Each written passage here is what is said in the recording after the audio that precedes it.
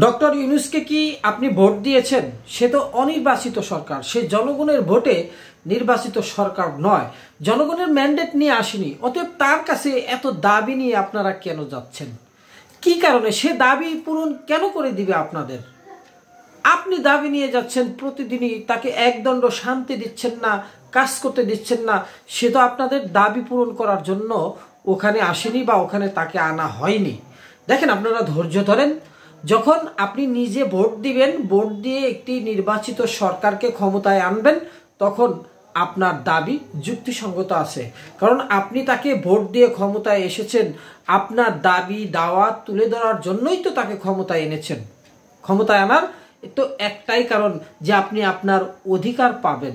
তো অধিকার নিয়ে একটা অনির্বাচিত সরকারের কাছে কেন আপনি বারবার যাচ্ছেন? অনির্বাচিত সরকার যদি আপনাকে না করে দেয়, আপনার আইনগত দিক দিয়ে কিছুই করার নেই।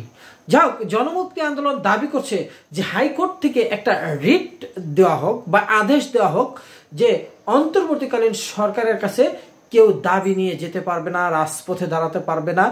যতদিন না নির্বাচিত সরকার আসে ততদিন কেউ দাবি নিয়ে যেতে পারবে না। নির্বাচিত সরকার আসুক, তারপর আপনারা দাবি নিয়ে যান। দেখেন, এখানে তো এমনিতেই একটা গণতন্ত্রের সুরাহা করার জন্য অনির্বাচিত সরকারকে, অন্তর্বর্তীকালীন সরকারকে আনা হয়েছে।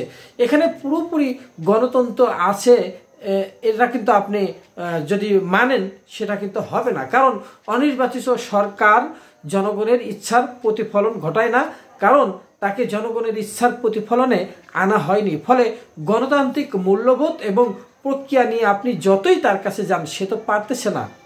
তার কাছে তো জবাবদিহিতার অভাব থাকবে। যেহেতু অনির্বাচিত সরকার জনগণের কাছে দায়বদ্ধ নয়, তাই তারা তাদের কাছে তাদের যে কোনো দাবি উপেক্ষা করতেই পারে। আর তাছাড়া ডক্টর ইউনূসকে যেভাবে আনা হয়েছে সেটা আরেকটু ভিন্ন প্রেক্ষাপট। ঠিক আছে, আরেকটু কথা হচ্ছে যে দেখেন, অস্থিতিশীল পরিস্থিতি তৈরি হচ্ছে আপনাদের কারণেই। এই যে অনির্বাচিত সরকার প্রায়শই তারা নানা অস্থিতিশীল পরিস্থিতির মোকাবেলা করছে। এই অস্থিতিশীল সৃষ্টি করছে কারা? আমি আপনি তার কাছে গিয়ে দাবি করছি, আরে ভাই, সে একটা সংস্কার করুক। একটা সংস্কারের আশা করেন, যাতে ভবিষ্যতে কেউ ভোটারবিহীন সরকার না হতে পারে, ভবিষ্যতে কেউ যাতে আপনার অধিকার হরণ করতে না পারে। তাকে দুদণ্ড স্থিতিশীল হওয়ার সুযোগ দিন, তাকে একটু কাজ করার সুযোগ দিন। তার কাছে কেন আপনি দাবি নিয়ে যাচ্ছেন?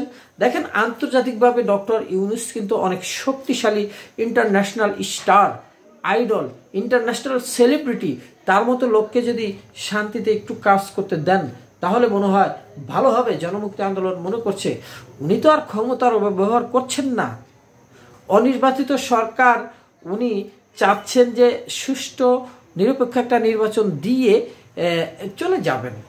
তারপরেও কিন্তু সমালোচনা অনেক হচ্ছে, কারণ এই যে সমন্বয়করা যে দল গঠন করছে, দল গঠন সরকারের মদদে যদি হয় বা সরকারের ভিতরে থেকেই যদি হয়, সেটা কিন্তু সত্যিই বিতর্কের জন্ম দিবে। ডক্টর ইউনূস উনি কিন্তু এখনো বলেননি যে আমরাই দল গঠন করে দিচ্ছি। ডক্টর ইউনূসের কাছে কিন্তু বিএনপি সহ বেশ কিছু রাজনৈতিক দল সরাসরি দাবি করছে যে নিম্নতম সংস্কার করে একটা নির্বাচন দেওয়া হোক। তাদের দাবিও ঠিক আছে, কারণ একটা রাজনৈতিক দল মানেই সে ক্ষমতায় আসতে চাইবে, সে নির্বাচন চাইবে, সে নির্বাচিত হবে, এটাই তো। তাছাড়া তারা রাজনীতি কেন করে? বিএনপির দাবিও তো যৌক্তিক। বিএনপি দাবি করছে দ্রুত নির্বাচন দিন এবং নির্বাচনের রোডম্যাপ ঘোষণা করুন। তারা কিন্তু ভুল বলছে না, এটা তাদের চাওয়ার অধিকার আছে। তারা রাজনৈতিক দল।